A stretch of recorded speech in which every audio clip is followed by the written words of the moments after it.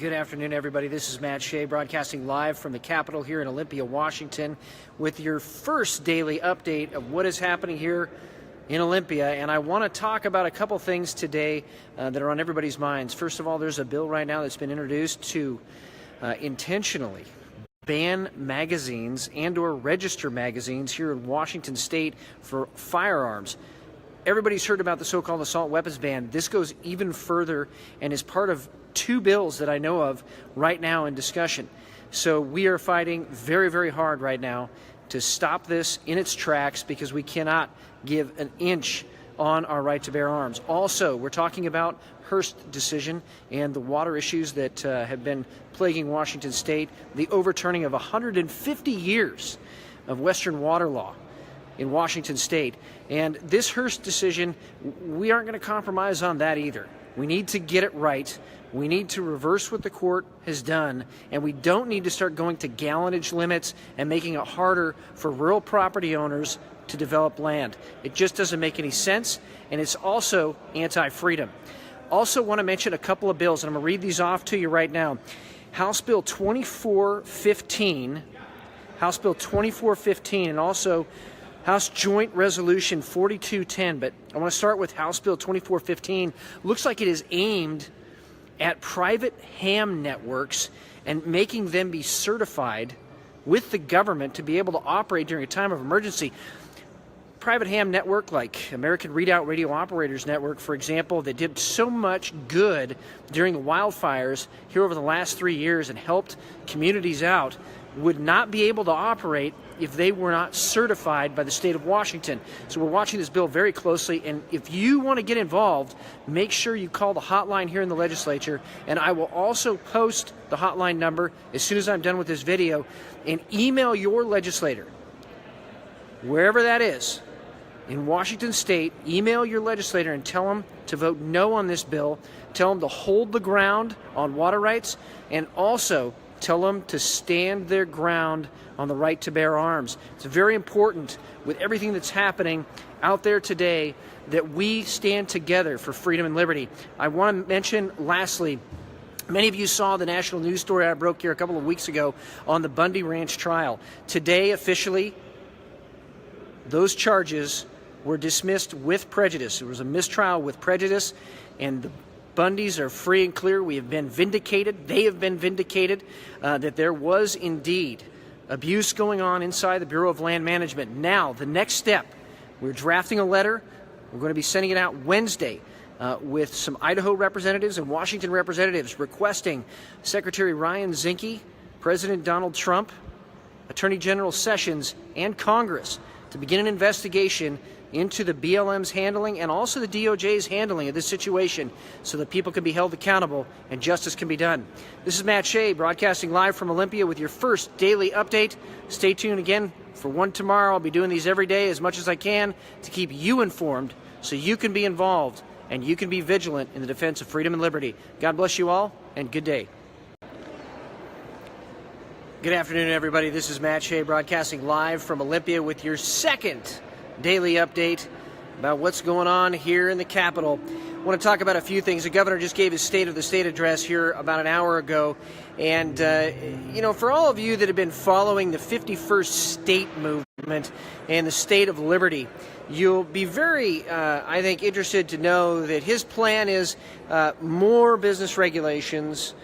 He mentioned the word democracy, I think 5 times during his speech. We obviously don't live in a democracy. We live in a republic. He talked about more money for abortion. He talked about more money for programs that most of us in Eastern Washington do not agree with. He talked about banning bump stocks. He talked about closing the so-called background check loophole. He talked about ending the death penalty. He also talked about the fact that we need to stop holding the capital budget hostage and pass it. Well, I have a real quick rebuttal on that. Governor, stop holding our water hostage in Washington State, and then we'll pass a capital budget. He also mentioned the fact that capital budget is going to bring a lot of jobs to Washington, but the fact of the matter is Hearst and this horrible decision that has locked up development in Eastern Washington taken away our water rights, that is costing far more jobs than any capital budget could bring forward. I would also mention, too, that he talked about the fact that we need to follow the example, essentially, of China in our carbon policy. We need to have a carbon tax. He also brought up that the Chinese were coming on board with regulating carbon. The fact of the matter is we live in one of the cleanest, greenest states in the entire world already. And carbon taxes only benefit one particular part of the economy with clean energy. And guess who they donate to? I would just make one final observation about this, that more guns, less freedom, higher taxes, more government is really antithetical to what we believe in Eastern Washington, and what we believe in and what I hope very soon is going to be the future state of liberty. Also today, many of you have been talking about the gun issue, wanting to know what the bill number is for that magazine bill that I brought up. It's House Bill 2422. House Bill 2422, banning high-capacity magazines. Make sure, again, I'm going to post the hotline, call your legislators, have them stand strong on the right to bear arms. Also, there is going to be introduced a sugar tax. You heard that right. And it's going to be based by ounces, so essentially a 12-ounce can of soda is going to have a 24-cent tax charged on it. Now that combined with the carbon tax, which is going to affect everything, all goods and services, anything that has to be transported to market, it's going to affect everything. We're going to have higher gas prices. We're going to have higher prices for goods. And I got to tell you, all of you out there that just sent the angry faces, you're absolutely right. That's why we've got to get involved. I want to end with something I talked about yesterday on the regulation of emergency broadcasts, and specifically regards to ham radios. I want to clarify something. Last night we were able to discern that ham radios, in fact, were not implicated directly in the bill. CFR, it's 47 CFR 97. 47 CFR 97 deals with amateur radios at the federal level. These CFRs that were noted yesterday only deal with things like FM, AM radio, and television communications, etc. However, it's important to understand how things work here in the legislature. Just because it's not in now doesn't mean they couldn't just add the number 97 into the bill and affect ham radio operations in an emergency area. And I've got to say something as well. Why are they wanting to certify speech during a state of emergency? We as Americans always come together. We as Americans always do the right thing. Why does government have to get involved in trying to abridge freedom of speech during an emergency? That doesn't seem to make sense to me. Raises a big red flag. And I still want you, House Bill 2415, to keep an eye on that, and also call your legislators and tell them, don't add ham radios in there. Don't even think about it. Well, this is Matt Shea once again from Olympia.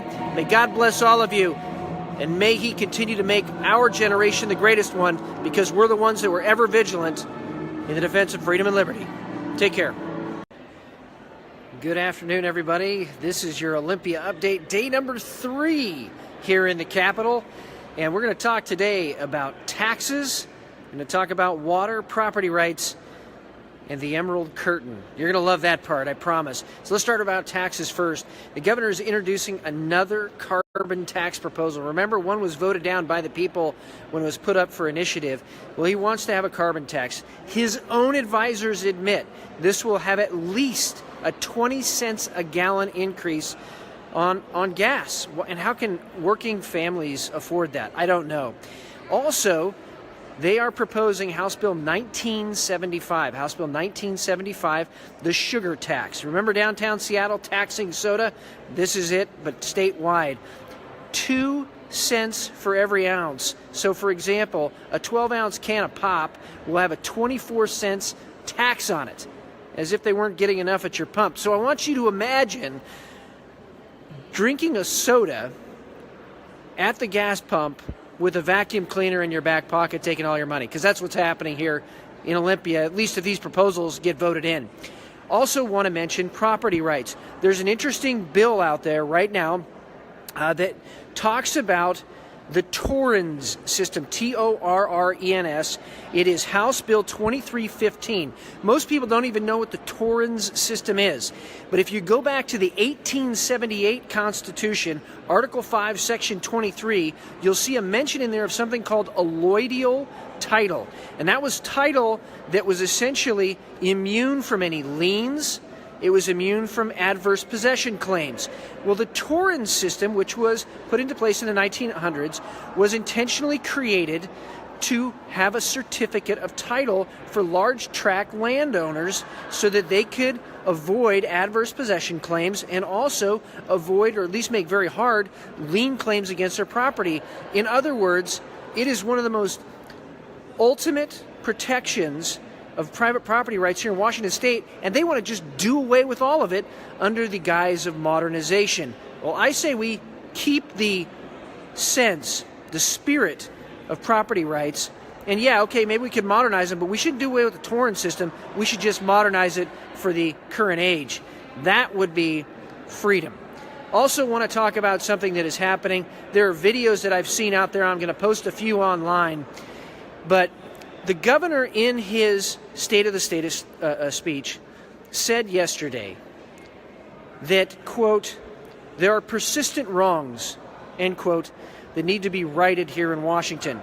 Well, I want to tell you something. The most persistent wrong in Washington State right now is how rural Washington is being treated by downtown Seattle. An emerald curtain has descended on downtown Seattle, and they think that all of their policies, all their wild ideas, all of their tax increases, all of their more government schemes, all of their less freedom schemes are truly about the rest of Washington State and fit the values of the rest of Washington State. No, they don't. And this emerald curtain that has descended needs to be raised. And the only way that's going to happen is through me and you, all of us together, being eternally vigilant in the defense of freedom and liberty. And with that, that's your update for today. God bless all of you, and may you truly keep this generation the greatest one.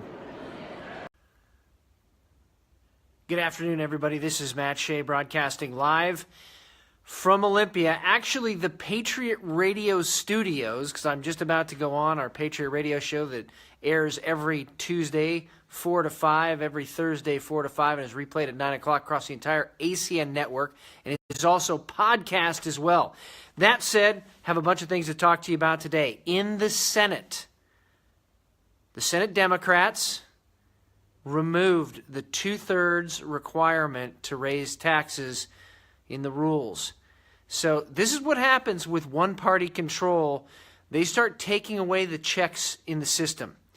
So the Democrats in the Senate, one of their first things that they do is take away the 2/3 requirement to raise taxes, even though most people in Washington have voted for that overwhelmingly. I think it's over 5 times. And yet they're taking that rule away in the Senate. An important check and balance, but also an important thing that tells you what they're going to do in the future, and that's raise taxes. And we've been talking about this for the last couple of days and couple of updates. The tax increases they're talking about have everything to do with carbon tax and also sugar tax. So again, imagine yourself at a gas pump sipping a soda with a big vacuum cleaner in your back pocket taking your money. That's where they're going with this. And Governor Inslee is really adamant about this carbon tax. Now, his own aides say that it's going to raise the cost of a gallon of gas by 20 cents. That means that everything you buy, toys, food, everything will go up because the transportation costs are going to go up because of this carbon tax in Washington State.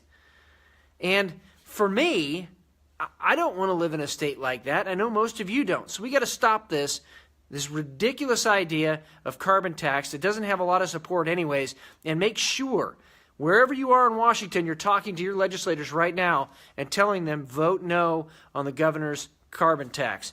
Also, want to mention a bill I introduced today on civil forfeiture. Many people don't know what that is, but there is actually a provision in law that allows your property to be seized if you are suspected of a crime. Now, it's interesting that you do not have to be convicted for that property to be taken. It has become, in some states, a huge revenue source and a boon.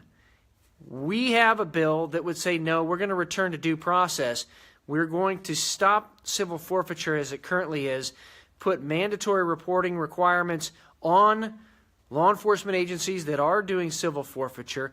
Also, though, maintaining due process rights for people that have had their property seized. Here's an interesting scenario. For example, a person is driving their parents' car.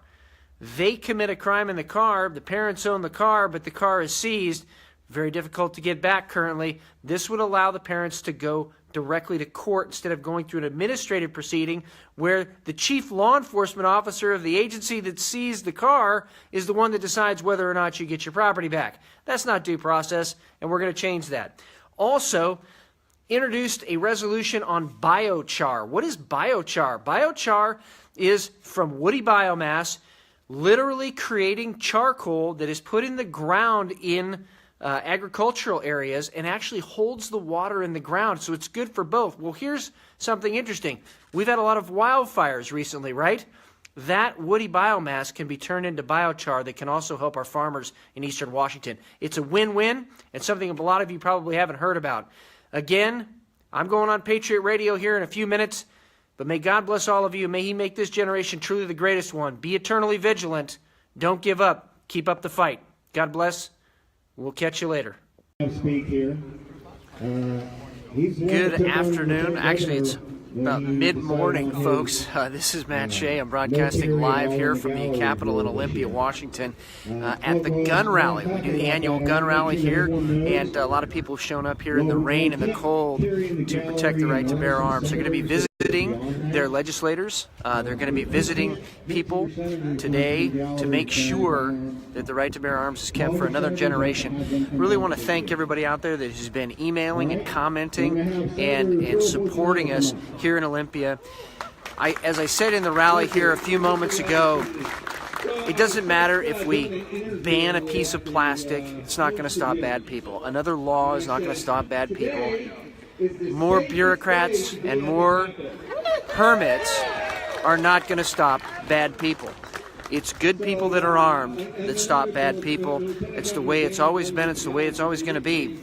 And it's important for us that we keep the right to bear arms free and clear, uninfringed, unimpaired for the next generation. So for all of you out there, I really want to thank you again for the support this week. We'll do another update on Monday as we kick off the week and we begin voting. Thank you guys. God bless you. Love you. Take care. And be eternally vigilant in defense of freedom and liberty. This is Matt Shea, signing off.